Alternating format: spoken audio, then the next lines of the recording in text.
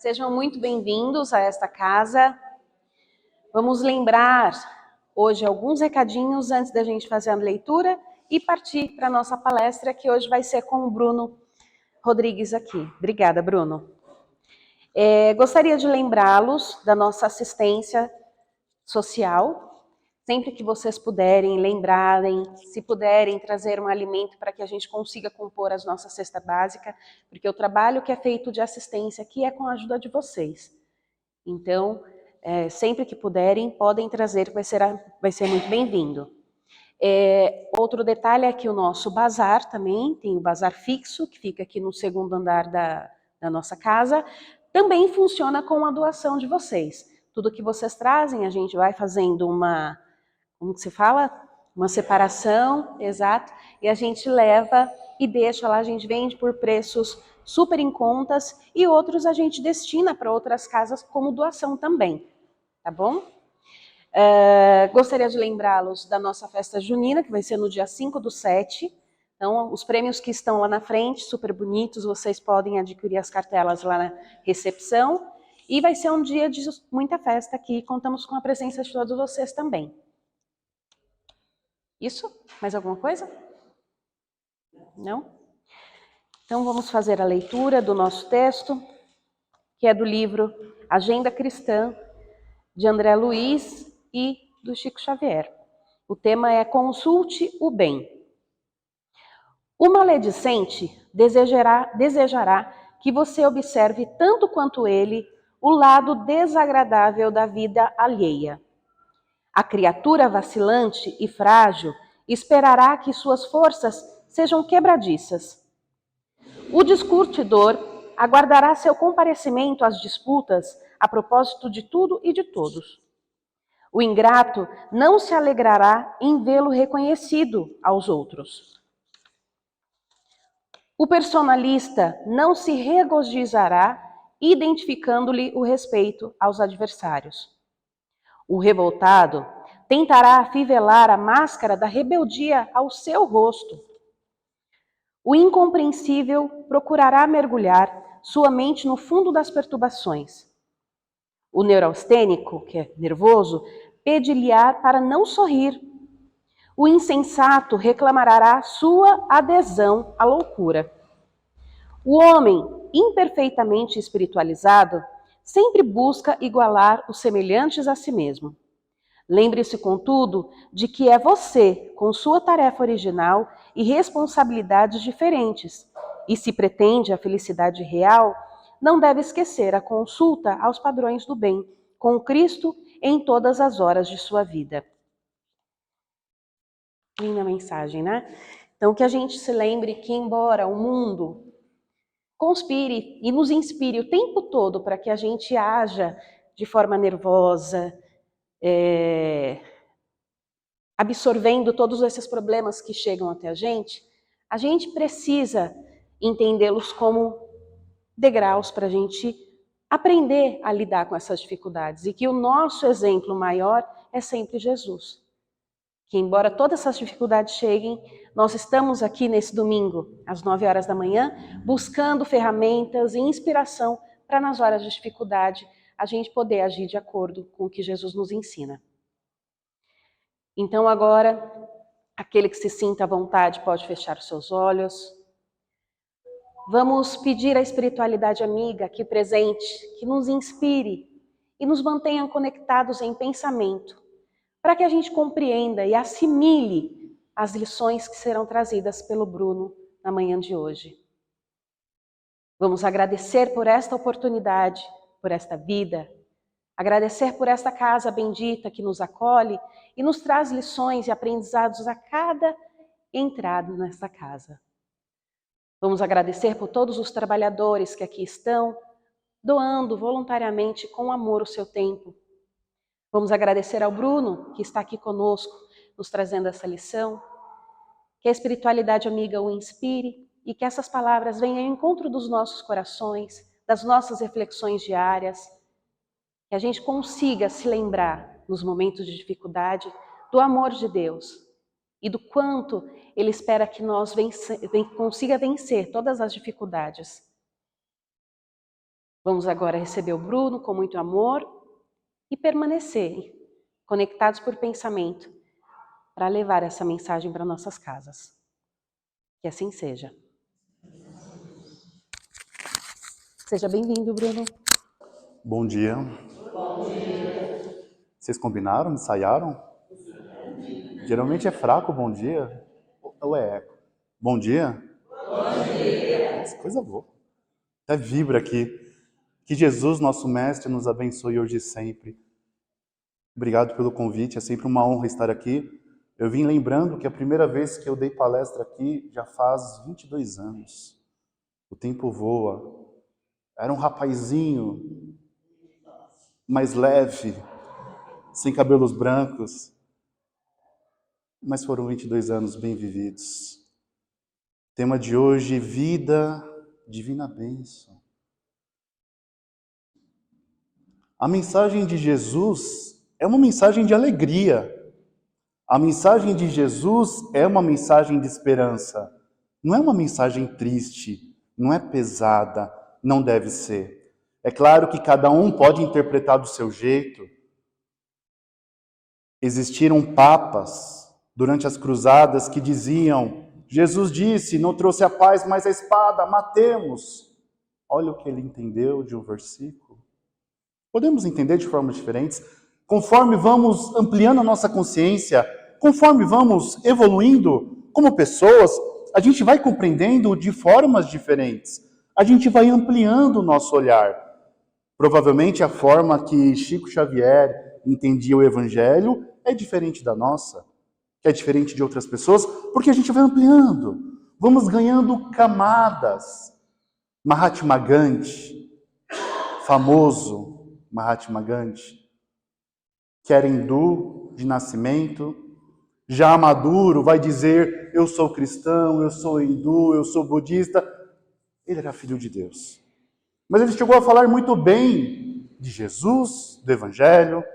Há uma frase de Gandhi onde ele diz que se todos os livros do mundo se perdessem, mas sobrasse o Sermão da Montanha, tudo estaria no seu lugar.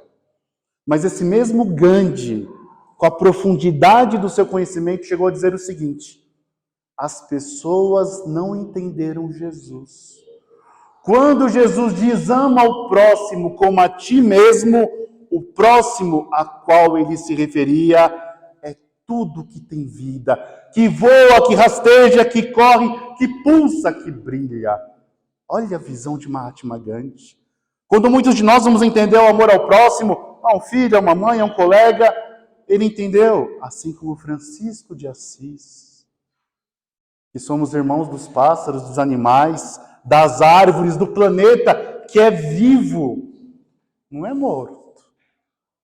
Amar ao próximo como a si mesmo.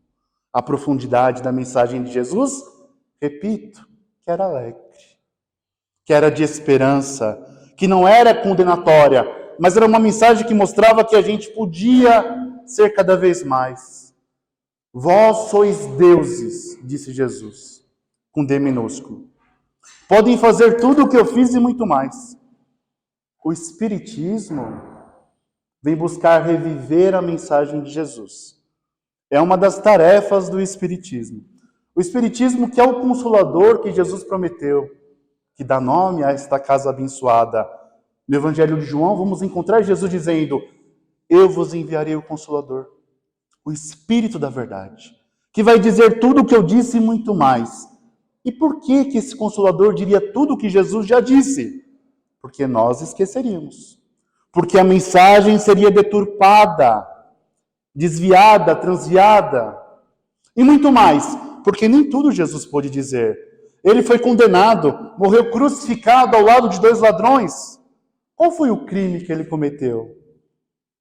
Devolver a visão aos cegos, o movimento aos paralíticos, a voz aos mudos, inspirar o amor. Esse Espiritismo que tem essa missão. Reviver o cristianismo. O cristianismo dos primeiros cristãos. Não o cristianismo que vemos por aí, no Instagram, no YouTube, em qualquer lugar, onde fala-se de Jesus das formas mais simplórias possíveis. Não simples, simplórias. Às vezes até vulgares. Cada um entende de uma forma. Aquele Jesus que condena, não, ele não existia. Os primeiros cristãos eram alegres. Buscavam amar um ao outro, cuidavam um do outro, se encontravam, tinham cordialidade. Há vários registros históricos dos primeiros cristãos. Até o momento que os cristãos começaram a ser perseguidos, foram 3 séculos de perseguição aos cristãos. Até que no dia 13 de junho de 313, o cristianismo foi considerado a religião oficial romana. Mais de 1/3 do império, segundo historiadores, já era cristão. Como que a gente vai perseguir 1/3? Torna-se a religião oficial. Mas quem dera se todos passassem a vivenciar o evangelho. Não. Começaram a mudar o evangelho de Jesus. Os romanos eram politeístas, acreditavam em vários deuses, tinham imagens que eles adoravam. Começaram a criar imagens para os cristãos. Mas os cristãos não são politeístas, então criam santos. Jesus, no lugar de Júpiter, que era o deus máximo deles, e aí foi transviando aquela mensagem que era tão pura. Chico Xavier, o grande médium espírita, ele chegou a psicografar alguns livros que contam como era esse cristianismo primitivo. Recomendo a leitura para quem nunca leu. Eu tenho profunda inveja de quem nunca leu. Eu tenho inveja. Porque ler a primeira vez é diferente de ler outras vezes. Alguns desses livros eu já li várias vezes. A cada leitura você entende coisas diferentes, mas ler a primeira vez. Então quem nunca leu, aproveite. Um dos livros chama-se Há 2000 anos. O Chico psicografou, mas quem escreveu o livro, quem ditou o livro, foi o seu mentor espiritual chamado Emmanuel. Onde o Emmanuel contava a história dele há 2000 anos, quando na Terra ele foi um senador romano. Aí vem outro livro chamado 50 anos depois, onde o Emmanuel conta a sua existência posterior. Ele vai morrer como senador, já idoso, cego, e 50 anos depois ele reencarna agora como um escravo grego.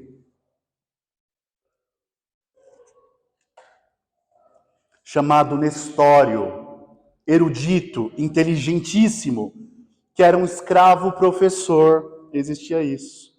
Hoje tem professor escravo do sistema, mas tinha escravo professor. E ele era contratado, não, ele era obrigado a ensinar o que ele amava, a ensinar. E ele ensinava filhas de patrícios, filhas de nobres. Ele não entendia o porquê, mas ele era apaixonado pela história da Roma. Ele estudava, ensinava e nunca tinha ido a Roma. Ele se emocionava. Eram reminiscências de outras existências. Ele teve várias existências em Roma. E da última, quando ele foi o senador Públio Lentulus. Quantos de nós que temos saudades do que nem lembramos? Não sabemos por quê. Ou quantas vezes vamos em algum lugar, eu acho que eu já estive aqui. Ou encontramos alguém pela primeira vez. Pode acontecer as duas situações. Não fui com a cara dessa pessoa. Ela é sorridente, agradável, mas não sei por quê. E outras pessoas que é o contrário. Nossa, parece que eu conheço essa pessoa há séculos. E às vezes sim.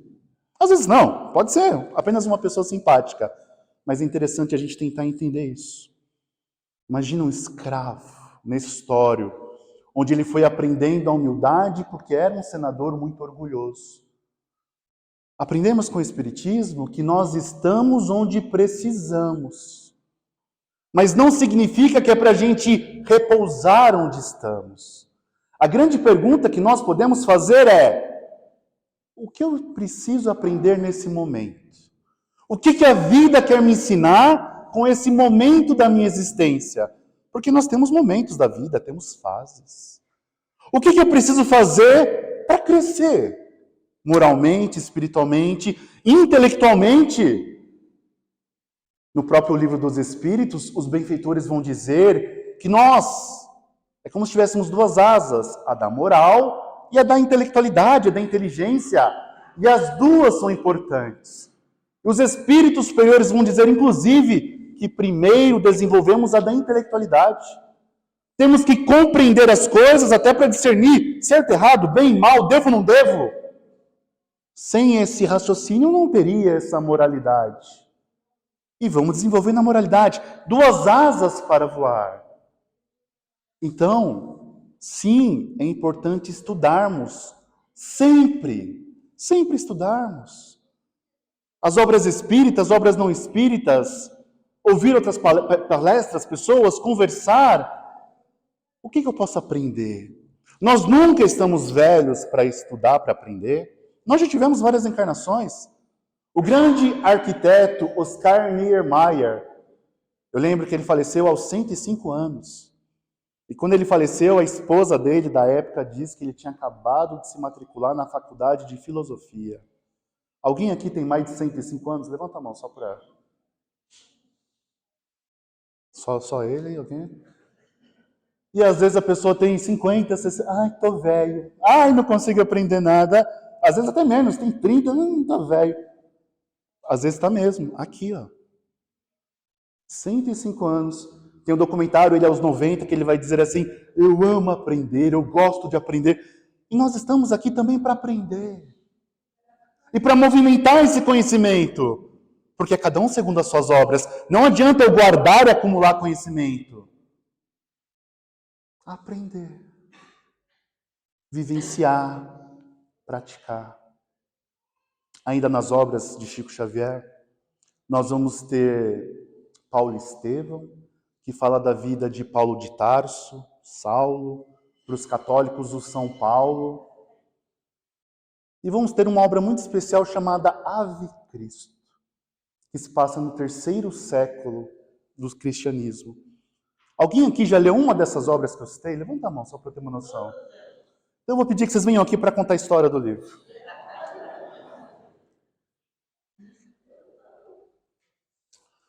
Vou contar 2 passagens rápidas.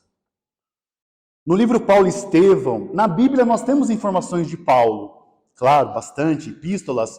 Mas nesse livro nós temos detalhes de Emmanuel. E é curioso que na época que saiu o livro, alguns historiadores diziam que algumas coisas estavam erradas, e o Emmanuel disse para o Chico, paciência. Décadas depois, historiadores descobriram lá em Roma algumas coisas que comprovavam o livro, e assim continua acontecendo. É muito interessante. Narra no livro, para quem não sabe, o Paulo de Tarso, o santo, São Paulo, seu nome verdadeiro era Saulo, Saulo de Tarso. Ele era doutor da lei.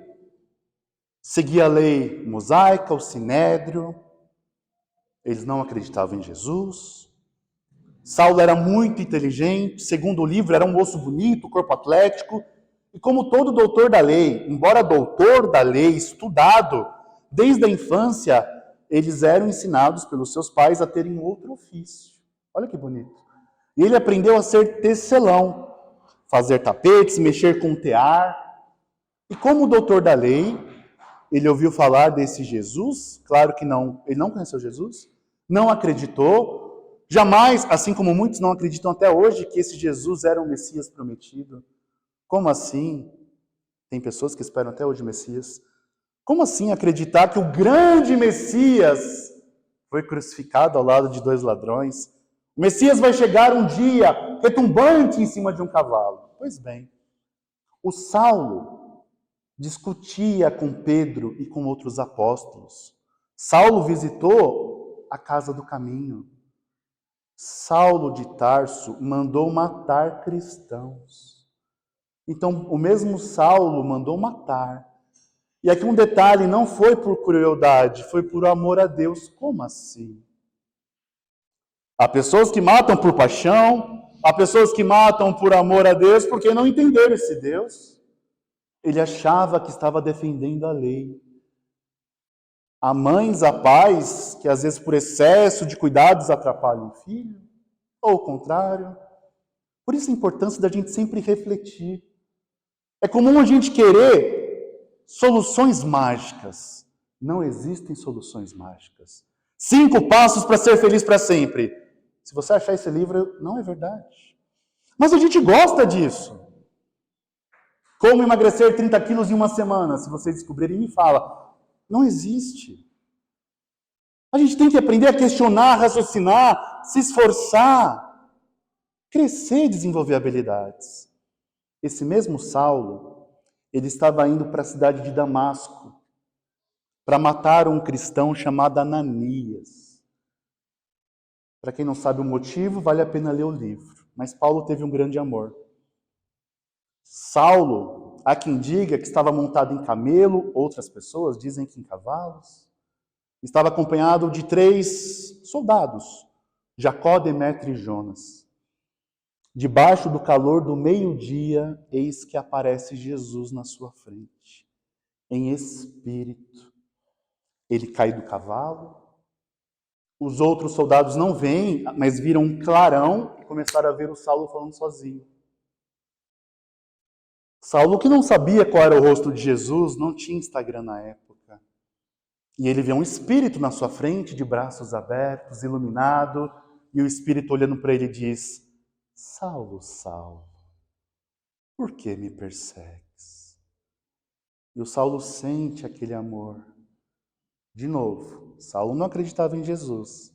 Estava indo matar um cristão. E ele ali ajoelhado, olhando aquele ser de luz, diz: Quem sois, Senhor? E Jesus, como irmão mais velho, diz: Eu sou Jesus, aquele a quem tu persegues. Ali ele caiu do cavalo de verdade. Tudo que ele mais acreditava ruiu. Imagina tudo que você acredita ruir, deixar de existir, a sua fé, a vida inteira. E ele descobre que Jesus de fato é o Messias. Paulo tinha suas qualidades. Emmanuel vai dizer que ele era a pessoa mais preparada para o que ele fez. Ele vai se converter e espalhar o evangelho por vários lugares. Ele era aquela pessoa obstinada, que fazia o que tinha que fazer. Mas ninguém muda de uma hora para outra. Só que ele, entendendo que as coisas mudaram, ele olha para Jesus e diz: Senhor, o que queres que eu faça? A gente esquece de perguntar isso no dia a dia. Senhor, o que queres que eu faça? Amigos espirituais, o que querem que eu faça? Geralmente a gente pede, às vezes agradece. Senhor, me dá paz, Senhor, cuida de mim, Senhor, me dá dinheiro, cura minha doença. Mas quantos de nós que, Senhor, me inspira para ser seu instrumento no dia de hoje? E às vezes podemos ser instrumentos dentro de um trem lotado, sorrindo para alguém, dando lugar, ajudando alguém, no serviço, em casa, aqui, mas no centro espírita, numa igreja é fácil. Quero ver dentro de casa, com a esposa, com o filho, com o marido, com os amigos. E Jesus diz a ele: vai até Damasco, e lá será dito o que deve fazer. Naquele instante ele perde a visão, temporariamente. Saulo não vê nada. Os soldados tentam lhe ajudar, acham que é o sol na cabeça que fez ele ter alucinações. Mas ele diz: eu vi Jesus, e ele é o Messias. E os soldados se entreolham. Ixi. 2 voltam, e um leva ele para a primeira estalagem que encontram. Paga para ele ficar ali, e vai embora. Imagina ele ali cego, sem observar nada, sem entender o que tinha acontecido, refletindo. Então Jesus é o Messias. Então os cristãos estão certos. E ele lembra de Pedro, da casa do caminho, eles ajudando os doentes, os rejeitados. Quando algumas horas depois, alguém bate na porta de madeira da estalagem. Pode entrar. Alguém entra. E ele pergunta: quem é? E aquele homem é o próprio que o Paulo estava indo matar. E ele diz assim: eu sou Ananias. Era um senhorzinho, teu irmão em Jesus. E o Paulo começa a chorar. Que ironia da vida, como a vida dá voltas. Ele indo para Damasco para prender Ananias e matar o velhinho, e aquele velhinho sorridente, amoroso, foi ali estar com ele. Irmão Saulo, eu estava em casa, quando Jesus me apareceu, o Ananias contando. Eu conheci Jesus nas pregações, mas eu nunca tinha visto Jesus depois da morte. Ele apareceu para mim e pediu que eu viesse aqui restituir-lhe a visão. E eu estou aqui. Quem tinha falado para Ananias? Jesus. Ele faz uma prece e devolve a visão para Saulo. Quantos de nós que, apesar de sabermos tanto, estamos cegos?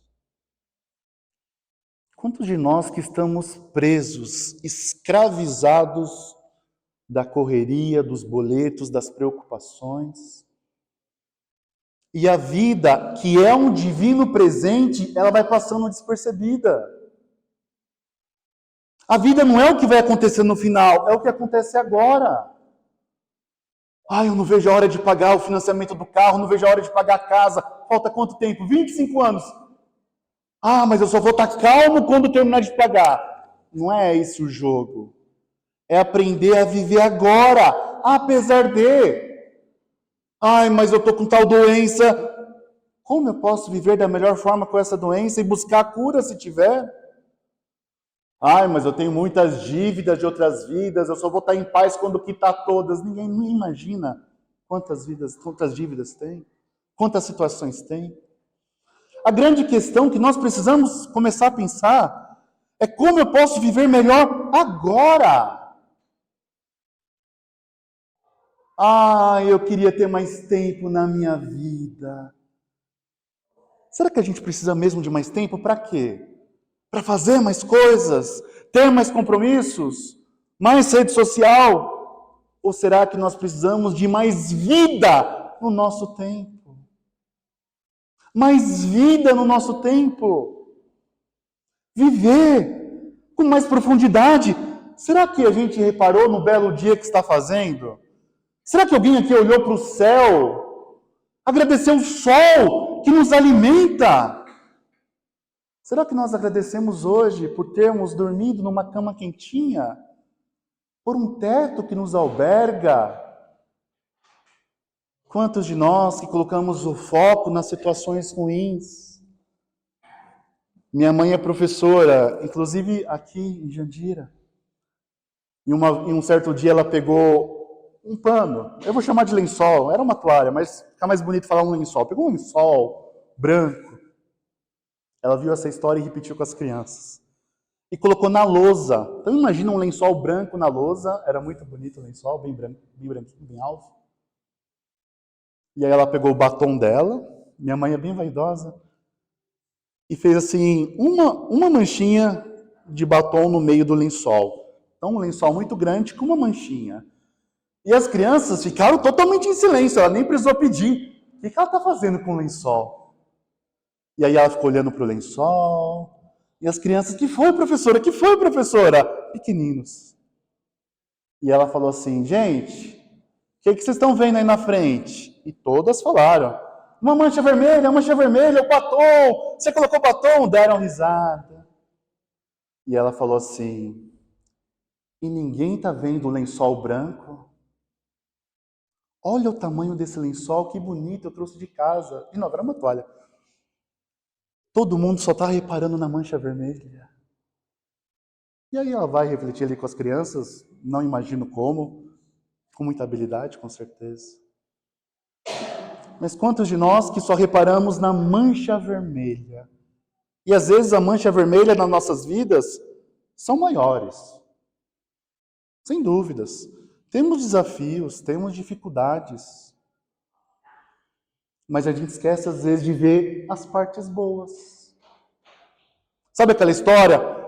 Eu só valorizo minha voz, minha boca quando eu estou bem, quando eu estou com dor de garganta. Aí eu percebo como é bom não ter dor de garganta. Nossa, quando eu estou com falta de ar, que eu lembro como é bom respirar normalmente. A gente esquece de valorizar as coisas boas. Nós temos um grande presente, que é a vida. E o que nós temos plantado? Porque nós colhemos o que plantamos. É uma lei da vida. Um grande fotógrafo brasileiro faleceu essa semana, aos 81 anos. Eu achei muito interessante o reflorescimento que ele fez numa terra que muitos achavam que já não era possível. E eu fiquei refletindo que muitos de nós, nas nossas vidas, somos aquela terra devastada. Sofremos traições, mentiras, angústias. Algumas pessoas abortaram, pensaram em suicídio. Algumas roubaram, enganaram. Paulo mandou matar. Só que por mais devastados que essa terra esteja, a gente pode começar um reflorescimento.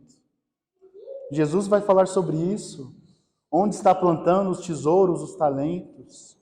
Então há esperança para todos nós. E sim, a nossa vida pode ser diferente. Mas não é um dia. Quando eu tiver o carro. É agora. Mas eu só vou ser feliz se eu fizer igual as pessoas do Instagram, viajar para a Europa todo ano, fazer tal coisa. Será? Você pode viajar para a Europa. Mas será que a gente não está criando felicidades onde dizem que está, e não no que a gente quer de fato? Isso é tão curioso para a gente pensar. Há um filósofo sul-coreano que estudou e cresceu na Alemanha, chamado Byung-Chul Han. Anos atrás, ele lançou um livro que ficou muito famoso em todo o mundo. Olha o nome do livro. Sociedade do Cansaço. Olha que nome interessante. Recomendo a leitura.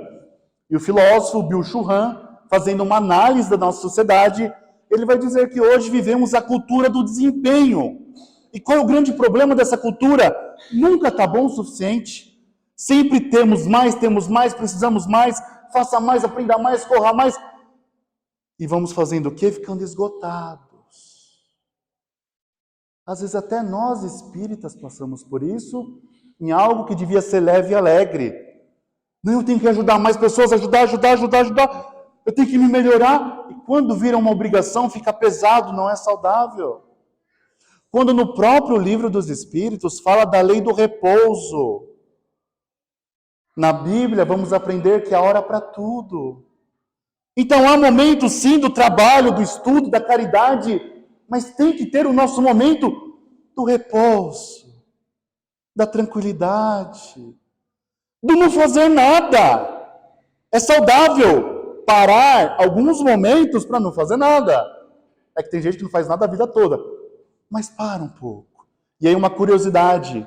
E pesquisas mostram que geralmente mulheres se sentem mais culpadas quando não fazem nada. Sim, sociedade machista. Sim, não sou mulher, não tenho lugar de fala, posso falar das pesquisas e de quantas vezes eu ouvi de pacientes. Sou psicólogo. Bruno, fiz lá o almoço no domingo, a família comeu, os netos, não sei o quê. Sentei um pouco no sofá, mas comecei a me sentir culpada. Por quê, dona fulana? Se eu não estou fazendo nada, eu me acho inútil. Eu sei que muitas pessoas se sentem assim, homens e mulheres. Como se a gente só fosse importante se estivermos fazendo algo. Olha que curioso. Nós somos importantes porque somos. Se a gente está ali parado em algum momento, a minha mãe também é assim, ela para um pouquinho para assistir filme, ela fica inquieta. Ela tem que limpar a casa, que já está limpa, ela tem que arrumar. Mãe, beijo se assistir depois. Eu posso parar, eu posso descansar. Eu posso me cuidar. Eu posso me alegrar. E quando eu estiver bem, me cuidando, me sentindo bem, descansado, eu posso servir melhor, eu posso auxiliar melhor, eu posso estar inteiro no meu trabalho, como professora, como motorista de veículo, onde eu estiver. Nós podemos começar a cultivar uma vida melhor. E aí um detalhe, quantos de nós que nos permitimos, e aí a culpa é nossa, a responsabilidade é nossa, nos permitimos afetar pelo que os outros falam da gente. Ou pelo que os outros fazem da gente. Quer ver? Tem pessoas que falam o seguinte: eu não levo desaforo para casa. Como assim? Se falarem mal de mim, eu falo 1000 vezes mais. E o que ganha com isso? É mais ou menos assim. A pessoa faz o mal para você e você desce na mesma medida. Imagina se um dia a gente aprender a desenvolver essa inteligência emocional de ouvir alguém nos provocando e a gente não se importar. Eu sei que não é fácil. Essa semana eu conversando com uma pessoa, que ela contou uma história muito triste para mim, da irmã dela, que a vida inteira trapaceou com ela, a vida inteira fez coisas horríveis com ela, e ela ainda se ofende com a irmã. E ela me contando, Bruno, minha irmã infeliz, ela não conseguiu isso, não conseguiu aquilo, ela já roubou o namorado meu, ela cheia de mágoas, tadinha. Mas eu ainda espero que ela faça coisas boas de mim. E essa pessoa se ofende muito com a irmã. E eu sei que não é fácil, eu falando para ela assim, olha, quando a sua irmã te magoa, você deixa. É como se ela jogasse lama em você. Você pega essa lama e esfrega em você. Agora imagina se você começar a desviar, a não se permitir. Ah, você é feia, você não presta. Você sabe que você presta. Você sabe quem você é. Ah, eu não levo o desaforo para casa. Agora tem uma frase muito pior que eu já ouvi muito. E a pessoa se acha quando fala isso. Eu trato os outros do jeito que o outro me trata. Como assim? Se a pessoa sorri para mim, é educada, eu sou educado. Ah, se a pessoa é grossa, eu sou grosso. Então você age como as pessoas agem. Sim. Então você é um escravo das pessoas. Como assim? Você está falando que você só devolve o que a pessoa faz? Você é um dependente dos outros. Diferente se você falasse que você escolhe como você vai agir, independente do outro. Olha como é diferente. Esses dias eu peguei um Uber. Bom dia, ele não falou nada. Eu cheguei, não ouviu. Bom dia, não falou nada. Pensei, pode ser surdo, pode ser mudo, não sei. E é estranho. E eu estava num dia ótimo, podia não estar num dia tão bom. E fomos ali no trajeto, foi um trajeto rápido, me deixou no lugar, muito obrigado. Não falou nada. Ah, não vai ficar assim não. Eu dei 2 tapinhas no ombro dele. Muito obrigado. Ele olhou para trás, de nada. Tudo bem. Podia ser um dia difícil dele, podia ser o jeito dele. Ninguém é obrigado a tratar como a gente quer. Mas aquele dia foi engraçado. Eu quero dar bom dia. E saí achando engraçada a situação. Eu sei que algumas pessoas, em outras situações, nossa, eu tive um dia péssimo. Por quê? O Uber me tratou mal. Então você vai ter um dia péssimo porque o Uber te tratou mal? Porque a pessoa pisou no seu pé no ônibus? Porque alguém te olhou feio? É dar poder para os outros. Ah, não, motorista, eu estou bem. Ou para o chefe. Eu sei que às vezes até de pirraça as pessoas fazem isso. Já viu criança que o pai está brigando, tem mãe que bate. Eu já vi adulto falando assim, minha mãe me batia de vara, eu não chorava, eu queria chorar. Eu não chorava para não dar o gostinho para minha mãe. Se identificaram. E às vezes assim também com o marido, com a esposa, eu não vou fingir. Às vezes a gente vai fingindo até aprender. Tem uma historinha de Chico Xavier, num livro chamado Chico de Francisco. Chico estava lá no centro espírita, ajudando pessoas com caldo fraterno.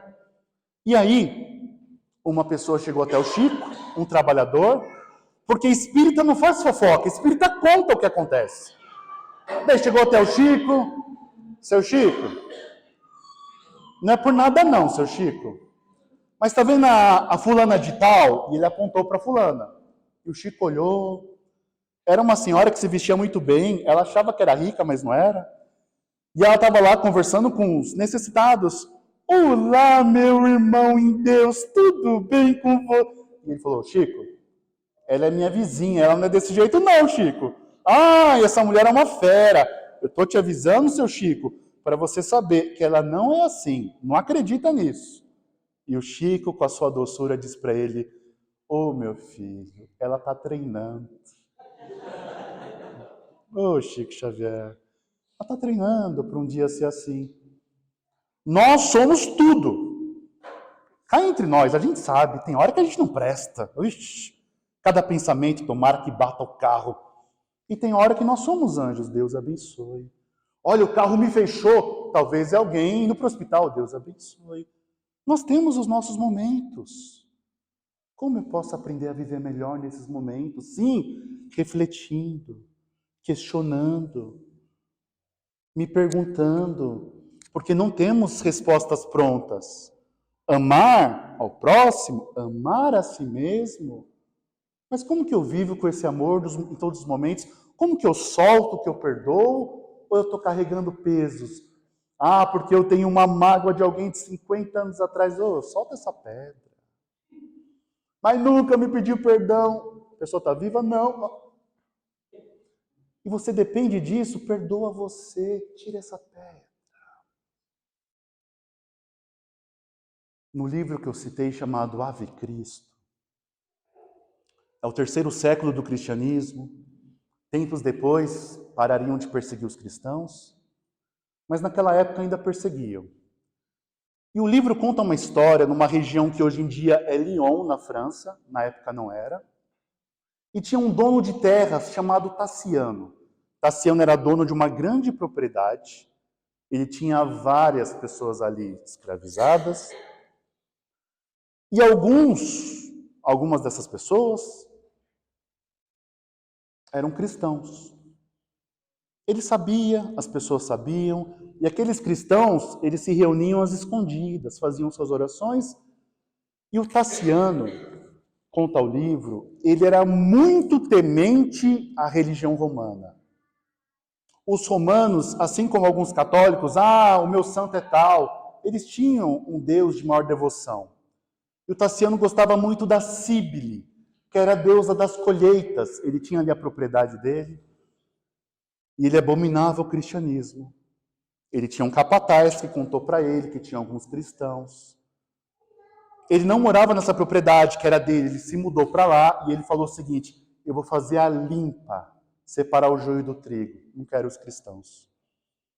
E ele foi falando com algumas dessas pessoas que eram escravas na época dele, e algumas, com medo de serem mortas, pararam de falar em Jesus. Mas tinha um cristão que amava profundamente Jesus, chamado Rufus. Era o nome dessa pessoa escravizada.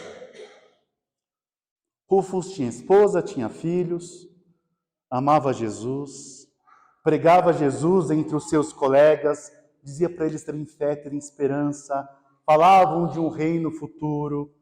Está difícil aqui, mas teremos uma vida maior. E o Tassiano sabia que esse Rufus não ia negar Jesus de forma nenhuma. E ele era muito rígido. O que ele fez? Ele agendou uma cerimônia com pessoas da cidade, com sacerdote, com todos os seus escravos, funcionários, capatazes, onde cada um teria que jurar amor a Cíbile. Se não jurasse, seria morto. Olha a condição. Ele foi o primeiro. Diante do altar, ajoelhou-se, ó deusa Cíbile, deusa minha de todas nós, e foi falando. Aí veio o capataz e foi indo um por um, até que chegaram alguns que eram cristãos. Com medo da morte, jurou amor a Cíbile. E ele pediu para deixar por último Rufus, porque ele sabia que o Rufus não ia negar Jesus. E na hora do Rufus, ele olha para todos e diz: respeito muito a sua crença, a crença na Cíbile, mas eu não posso ser hipócrita. Eu amo Jesus, o Senhor da vida, o Senhor de todos nós. As pessoas se abalaram totalmente. Ele teve coragem. Tassiano deixou muito claro que se você não negar Jesus, será morto. Você só pode matar o meu corpo, que é perecível, mas eu, Espírito Eterno, você não pode matar. Minha alma pertence a Jesus. E ainda desafiava. Firme. Há muitos cristãos que morriam felizes, não porque eram masoquistas e nem queriam morrer, mas era tal a certeza de que eram esperados no reino maior e estavam condenados. A única chance era negar Jesus, o que eles não fariam. E quantos que morriam por Jesus? E Emmanuel diz que eram recebidos com esplendores. Alguns negavam, com medo da morte, seja como fosse. E o Rufus não nega Jesus. Estava em paz. Mas aí acontece algo inesperado por ele. O Tassiano chama um homem que estava ali pela primeira vez, era um homem forte, forte assim como eu, forte, foi chegando, e o Tassiano falou para o Rufus: este é o maior vendedor de escravos da região. Se você não negar Jesus, eu vou vender a sua esposa e suas filhas para ele, e fazer questão que cada uma seja levada para um lugar diferente e nunca mais se veja. Ali doeu seu coração. Ele olhou para a esposa, para as filhinhas. Nossa. Porque uma coisa é quando é com a gente. Quem é mãe, quem é pai sabe disso. Agora coloca os filhos no meio. Só que ele tinha certeza que Jesus estava olhando por ele. Ele tinha certeza. Era a fé dele. Jamais negarei Jesus. Porque eu sei que assim como ele vela por mim, velará e cuidará não só da minha família, mas de todos vocês, inclusive de você, Tassiano. Tassiano estava com muita raiva, porque ele tentou de tudo e não conseguiu. Matem Rufus. Rufus morreu minutos depois, amarrado e levado pelos cavalos. Só que antes, o vendedor de cavalos falou para o Tassiano: posso dar uma lição nele, já que ele vai morrer? Pode. O vendedor foi lá até o Rufus, pegou no escravo, deu um soco na cara dele e falou para ele no ouvido bem baixinho: morre em paz, meu irmão, também sou cristão. Sua esposa e suas filhas ficarão bem. Ninguém ouviu aquilo. Era Jesus já agindo. Era um vendedor de escravos, mas que havia se convertido e comprava agora para libertar, mas ninguém sabia. Jesus age o tempo todo nas nossas vidas, mas não esperemos milagres ou facilidades. O Rufus deu o passo. Chico Xavier vai dizer que Rufus é uma das reencarnações de Eurípides Barçanufo, um grande missionário do Espiritismo. Nós somos filhos de Deus, somos irmãos de Jesus. Nada de mal pode nos acontecer que não tenha que acontecer. O que falta normalmente é a nossa postura. Sabe aquela história? Deu passo que Deus põe a terra, Deus põe o chão. O que está faltando para a gente? Ter uma vida um pouco melhor. E aquela vida melhor que só cabe a nós. O que eu posso fazer para me sentir melhor hoje? O que eu posso fazer para levar um pouco dessa paz para minha casa? Muitos estamos emocionados, mas não adianta sair daqui ali fora e lembrar dos boletos e se preocupar. Temos as ocupações, não as preocupações. Vários cristãos, naquela época, morriam por Jesus. Hoje, nós não precisamos morrer por Jesus, mas nós podemos viver por Jesus. É uma grande oportunidade. Dar a vida. E dar essa vida a Jesus é viver com alegria. É perdoar. É amparar. É dizer: Senhor, o que queres que eu faça? Não é virar santo, beato, não é ser aquela pessoa purista, chata. Pelo contrário, gente feliz não enche o saco. Que a gente possa buscar nossa alegria, apesar de tudo que nos acontece. Vida, divino presente. Que Deus nos abençoe hoje, agora e sempre. Que assim seja. Graças a Deus.